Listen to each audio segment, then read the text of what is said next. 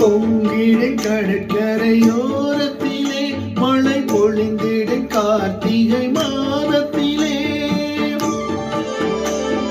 பொங்கிடும் கடற்கரையோரத்திலே மழை பொழிந்திடும் கார்த்திகை மாதத்திலே. மங்களம் தங்கிடும் நேரத்திலே எம் மன்னவன் பிறந்தான் ஈழத்திலே. மங்களம் தங்க